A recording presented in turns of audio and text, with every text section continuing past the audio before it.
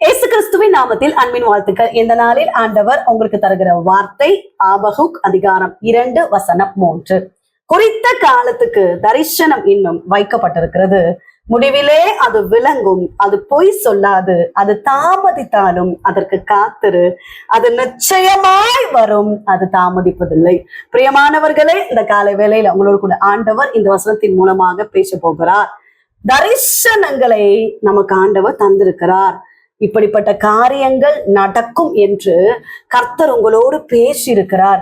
ஆனால் நடந்து கொண்டிருக்கிற சில சூழ்நிலைகள், சில பிரச்சனைகள், கர்த்தர் கொடுத்த தரிசனம் நிறைவேறுமா நிறைவேறாதா அப்படின்னு பல கேள்விகளோடு நம்ம காணப்படுகிறோம். பிரியமானவர்களே, கர்த்தர் சொல்லுகிறார், தரிசனம் இன்னும் வைக்கப்பட்டிருக்கிறது. கர்த்தர் உங்களோடு பேசின வார்த்தை அது நிச்சயமாக நிறைவேறும். காரணம், அது பொய் சொல்லாது. அதற்காக காத்துருங்க. என்ன ஆண்டவரே, என்கிட்ட இப்படி பேசுனீங்க, ஆனா என்னுடைய வாழ்க்கையில இப்படிப்பட்ட காரியங்கள் நடந்து கொண்டிருக்கிறது, இப்படிப்பட்ட தரிசனங்களை கொடுத்தீங்கன்னா வேறு விதமா நடக்கிறது, ஒன்றுமே புரியலையே அப்பா அப்படின்னு சொல்லி பல யோசனையோடு காணப்பட்டு கொண்டிருக்கிறீங்க.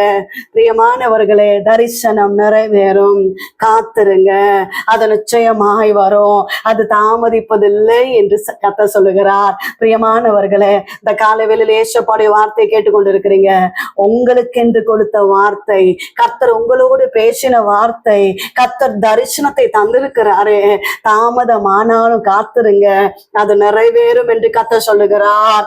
எப்பேற்பட்ட சூழ்நிலையில் நீங்கள் கடந்து போய் கொண்டிருக்கலாம், கர்த்தர் கொடுத்த தரிசனம் நிறைவேற போகிறது, நிறைவேற போகிறது. அது தாமதப்படாது என்று கர்த்தர் சொல்லுகிறார். ஜெபிப்போம். எங்களை நேசிக்கிற எங்கள் நல்ல தகப்பனே, இந்த காலை வேலைக்காக நன்றி செலுத்துகிறோம். கர்த்தர் தந்த நல்ல வார்த்தைக்காக நன்றி அப்பா. குறித்த காலத்துக்கென்று வைக்கப்பட்டிருக்கிற அந்த தரிசனம் நிறைவேறும் என்று சொல்லுகிறீரே.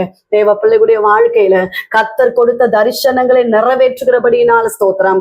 செய்கிற வேலைகள், வருமானங்கள், தொழில்கள், கையின் பிரயாசங்களை ஆசீர்வதிங்கப்பா. கற்பத்தின் கனிக்காக காத்திருக்கிற பிள்ளைகளுக்காக ஜெபிக்கிறோம். கற்பிணிகளுக்காக ஜெபிக்கிறோம். என் ஆண்டவர் ஆசீர்வதிக்கிறபடியினால ஸ்தோத்திரம். நல்ல சுகபலன் ஆரோக்கியத்தை தருகிறபடியினால ஸ்தோத்திரம் ஆண்டவரே.